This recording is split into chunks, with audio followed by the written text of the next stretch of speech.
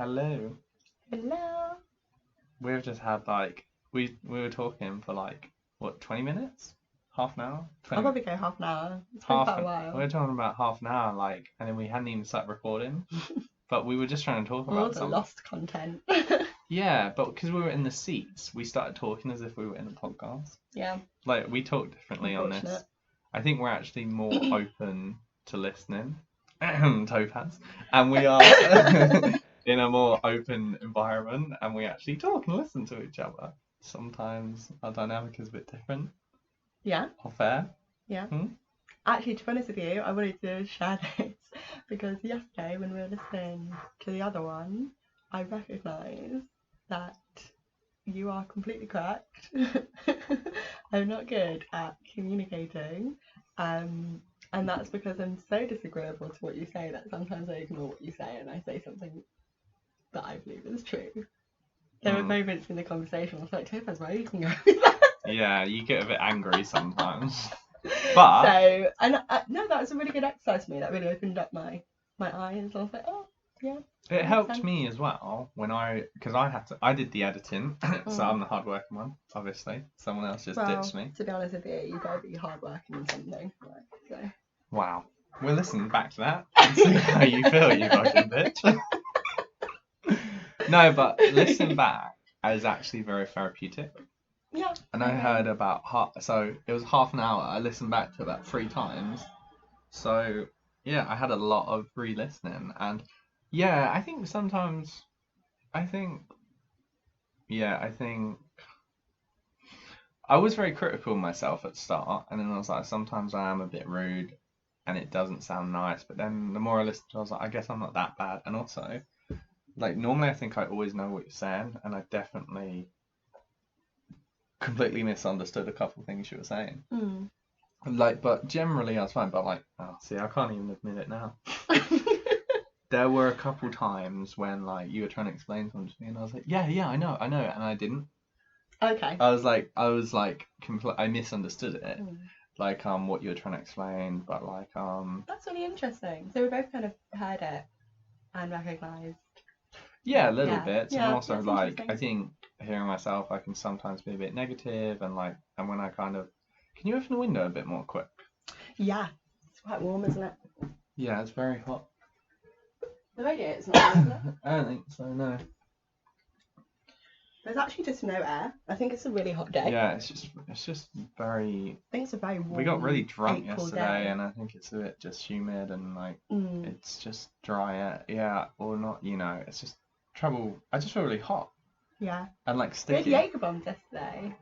Yeah, we're proper Jaeger bombs. We had loads of Jaeger bombs for the podcast. I think that brought some of the energy. Yes. Yeah, then we got a bit fighty afterwards, and that was most definitely all those Red Bull. It doesn't help, does it? It doesn't help, no. When you're jacked up on we had half a bottle of Jaeger. Yeah. And then we had 3 cans of Red Bull between us, and which isn't masses of Red Bull, but we haven't been having that much caffeine. There's so much caffeine in a Red Bull. Well, it's 80 milligrams per can, I guess. But I think some people listening to this will be like, oh, I have loads more caffeine than that. But we don't, I know some people I knew someone and they were in the thousands of milligrams. Really? Yeah, but then they got heart palpitations and issues, so that's probably why. Oh yeah, that's probably. They were drinking they said they were like, oh yeah, I was drinking 2,000 milligrams of caffeine a day, and they're like, oh yeah, also I have heart palpitations, and they were trying to get sympathy for it. They're like, oh yeah, I have heart palpitations, heart problems, and it's and they were given medication that works on your adenosine receptor.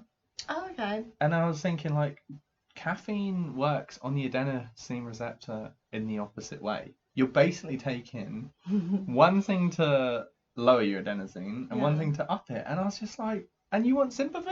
Yeah. No wonder your heart's fucked. You're having fucking 2,000 milligrams of fucking caffeine. Yeah. Ridiculous. Oh, that reminds me, because you do so much, you kind of look into it quite a bit in preparation for my Wellbeing walk. I was gonna touch base and pick your brain about things that I can tell them, reducing your caffeine, and also things that affect your moods, your feel good hormones. You mean serotonin and dopamine? Yeah, because there's like sometimes you'll just drop it randomly into a conversation like, oh yeah, that increases this and that increases that, and like doing this increases this, and Yeah. do you know what I mean? So I was just like, oh, that'd be really good to bring up, because there's a certain part in the Wellbeing walk where it's like really like woodsy, and we kind of wanted to touch base on like how you can boost your overall sense of well-being, and that definitely comes in the form of those hormones. So like just a few quick little quips would be really ideal. Do you want to try and go through some of that now? Yeah, okay. Okay. Yeah. Okay, just a heads up, this is not medical advice. This is not, this is just off the top of my head. This isn't rehearsed. So if anyone's at home like, God, he's completely ruining this, you fucking ass. Fine, I hear you. Check it. Yeah, no, I'm not going to fact check it. I'm going to fucking upload it, you know? And I'm saying I don't give a fuck if it's wrong, is what I'm saying, okay? How about that? I cannot wait to listen to that back. You don't edit that. You I'm not. That in. I'm fucking saying it. Alright, let's begin. God, wait, hold on. Let me grab my phone. So I need to make notes. I'm going to have to edit this me. bit. Oh, okay. You doing notes on your phone. That's not going to be distracting from the conversation. Okay, you want to write? You can do it. Or would you rather write it? Yeah, I just don't have a pen and paper. Oh, can I use one of your pencils on your desk? There's a pen and paper there. There's pens and paper right there. No, these are Sharpies. No, there's a pen right there. She never listens. She doesn't listen. I can be like, there's a pen there. She's like, no. Just, yeah, you can use this. This isn't even my workbook. This is an old one. Yeah, you can go on there. Oh, you want a nice page? Fine. Go all the way there. There you go. On that. She's trying to find the page which isn't like wet. Some of it got wet and warped, so I tried to bring her to the part where it was dry, and she was like, you don't know me, what are you doing? I don't want to go that far back. She thinks she knows everything. Okay. No, you can sit closer. We're really bunched. Close to you, scum. We're very bunched in because we have to talk like in front of the laptop. We are just using a laptop. You don't mind me like my leg there, do you? No, I don't mind your monkey foot touching me. It's all good. Okay, right. Let's carry on. All right. Okay, run off some questions then. What effect does caffeine have? You know, like one of your top well-being tips is like reduce your caffeine. You know, like when they say like, oh, if you're having like 3 cups of tea a day, then a simple goal to kind of like help your overall well-being is like cut one of those and make it a non-caffeinated beverage. Okay.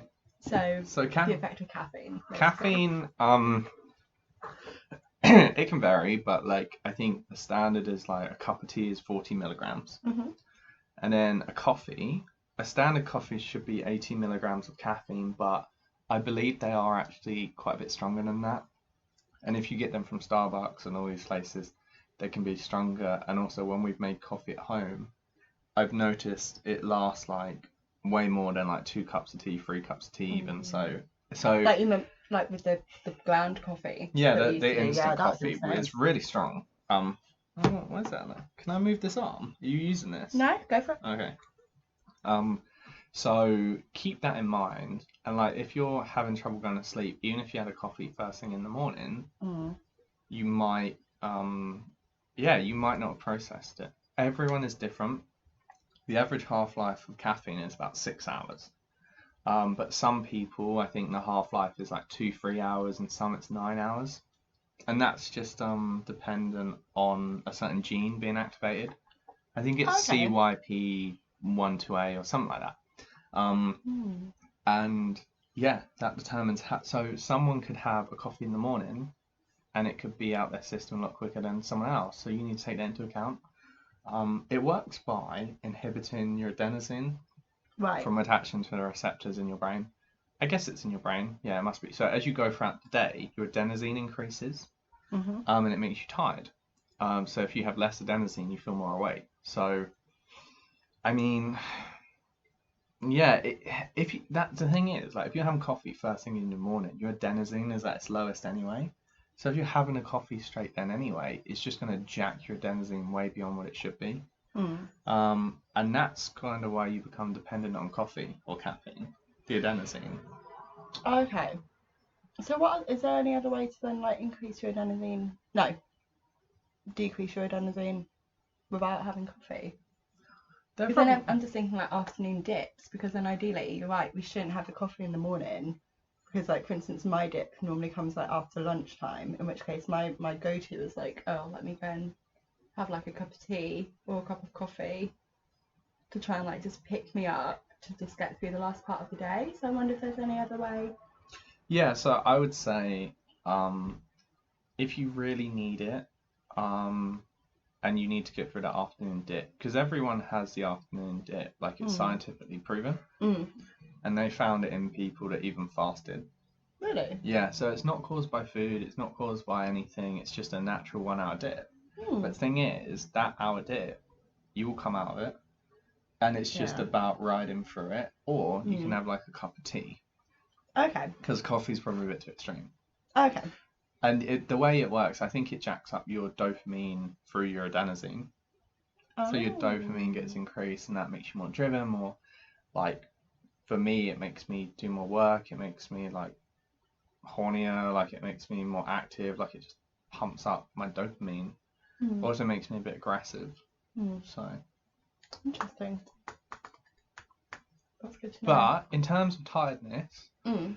my best advice for fighting tiredness for me, Mm. and obviously don't do this, like ask your doctor, like, but running.